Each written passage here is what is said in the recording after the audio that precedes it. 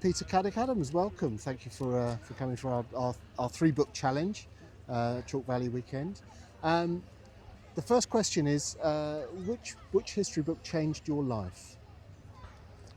I think one by Richard Holmes, who was my inspiration in so many different ways, who I then went to work for. And of course we saw him on the television all the time.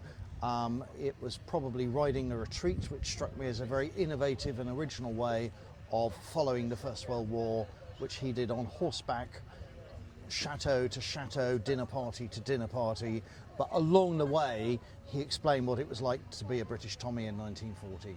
Wonderful. Second question is, which book do you wish you had written?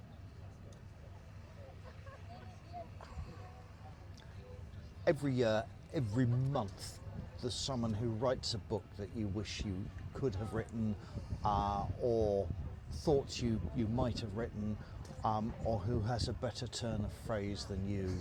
I'm not going to say a single book. It's, you know, a good author looks at all the books that are coming out and nibbles and feasts on them. Because you've got to improve in your own technical trade. Yeah. And occasionally the subject matter where you think, I wish I'd written that. But on the other hand, you also got to recognise your own limitations. I wrote a book, I submitted a proposal for a book called The Windsors at War. And it was turned down, and then someone else came up with a completely different subject matter but used the same title, produced a much better book than I could have ever done.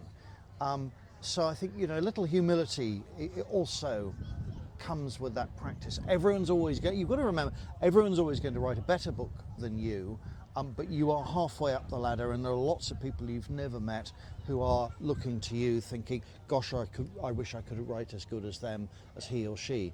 And that's the trick of living by the pen, which is what I do. Wonderful. And your last question is, many years hence, when your obituary is written, which of your books do you hope is mentioned in the title? Well, I hope they'll mention all of them.